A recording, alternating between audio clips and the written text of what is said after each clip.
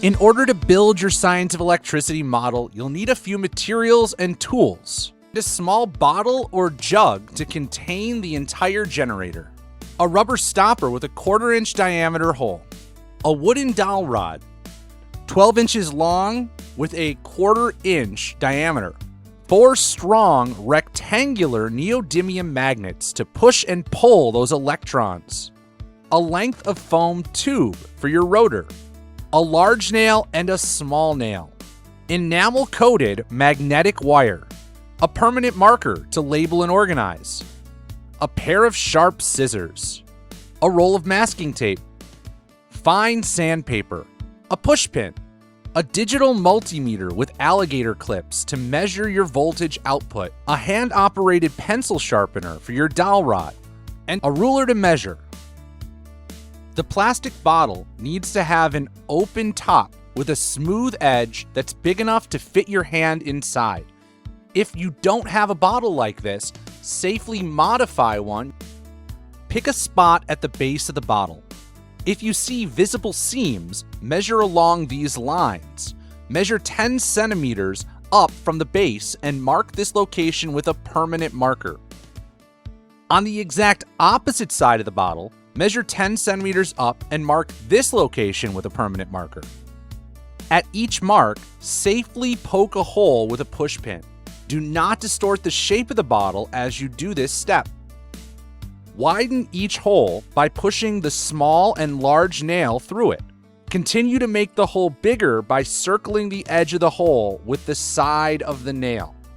Repeat this process on both sides of the jar using the big nail. The goal is to make the holes on either side slowly bigger over time, so eventually you can fit a rotor through the jar. A 9/32 drill bit can also do the job quickly. This is a great way to prep multiple bottles for a class load of students. Sharpen one end of the dowel rod using a hand-operated pencil sharpener. The dowel rod does not have to have a sharpened fine point. Push the sharpened end of the dowel rod through the first hole. Circle the edge of the hole with the dowel so that the hole is a little bigger than the dowel rod, allowing it to spin smoothly.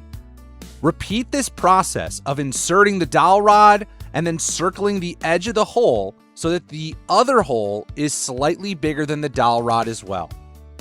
Now that both holes are big enough to fit the dowel rod through, insert the dowel rod through both. Spin the dowel rod or spin the bottle around the dowel to see that it spins smoothly. If it does not spin smoothly, make adjustments as needed. With your permanent marker, label one hole A and the other hole B. Tear 6 to 8 pieces of tape, approximately 6 centimeters long, and set them aside. The enamel-coated magnetic wire comes wrapped in plastic wrap to keep the spool from unwinding. Carefully remove this plastic. Grab the bottle and the magnet wire. Leave a 10 centimeter tail and tape the wire to the bottle, about 2 centimeters below the hole. Wrap the wire clockwise 200 times, stacking each wire wrap on top of each other as tightly as possible. Keep the wire wrap below the holes, but be careful not to cover the holes or get too far away from the holes. If your hand gets tired while wrapping or the wires start to get loose, use a piece of tape to pause and then restart your wrapping process when you're ready. This process is much more successful in partners.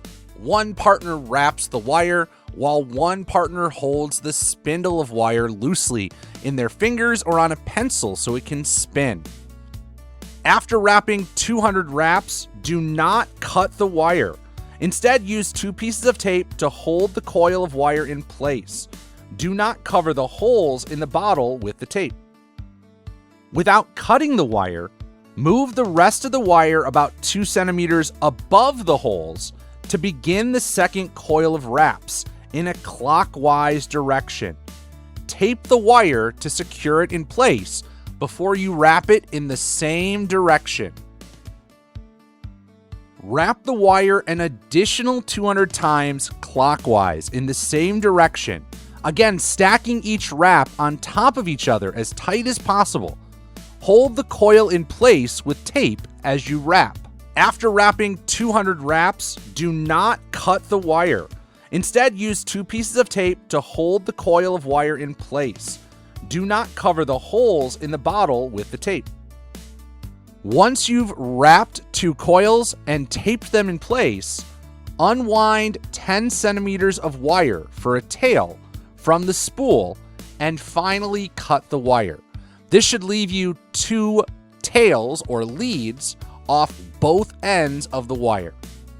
Now it's time for quality control. Check your coil wraps. Use your fingers to pinch the individual wire wraps to make sure the wire is close enough together and close enough to the holes, about 2 centimeters away. Retape the coils in place as needed.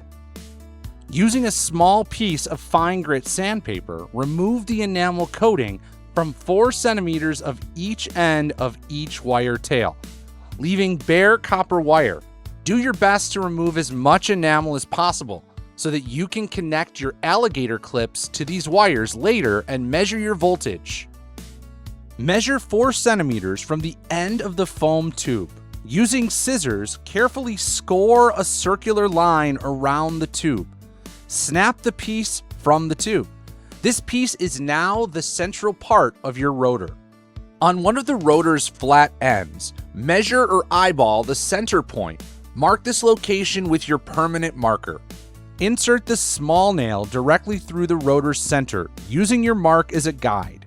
Do not spin the nail to make the hole bigger. Remove the small nail and insert the bigger nail. Do not spin the bigger nail to make the hole bigger either. Remove the bigger nail and push the dowel rod through. Then remove the dowel rod and set it aside. Do not enlarge this hole. You want as tight of a friction hold as possible.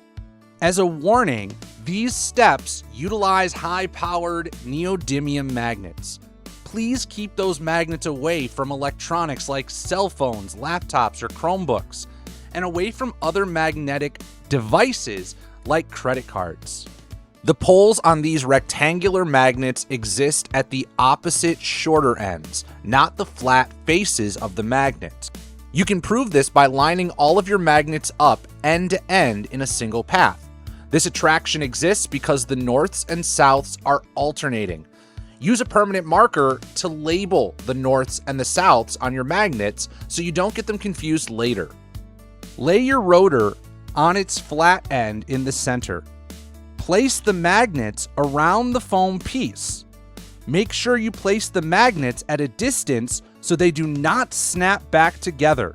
As you put the magnets in place, make sure that the poles alternate, north-south, north-south.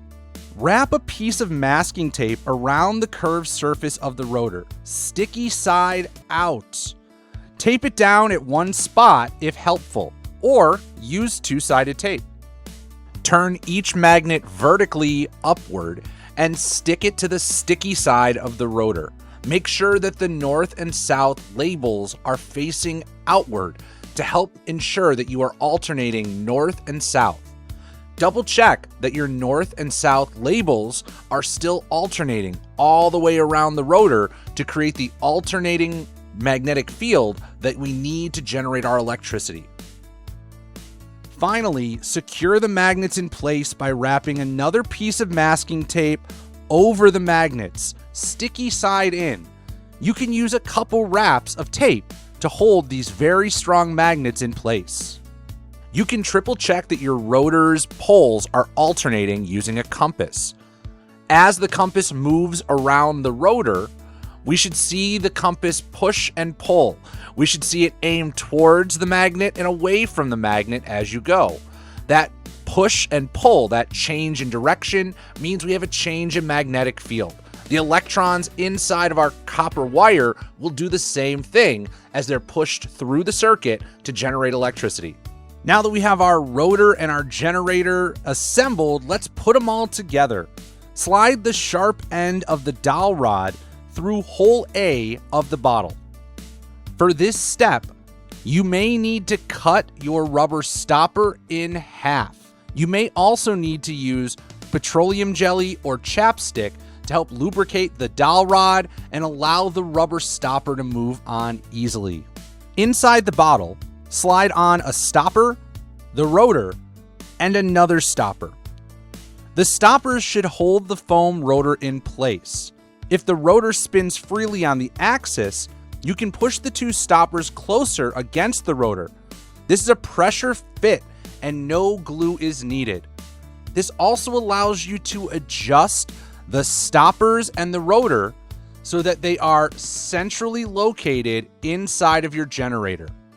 Slide the sharp end of the dowel rod through hole B until it sticks out about 4 centimeters from the bottle. You may need to adjust the stoppers and the rotor to make sure that you have enough of the dowel rod extending out of your generator. Make sure your dowel rod can spin freely. Adjust the rotor so it's in the middle of the bottle.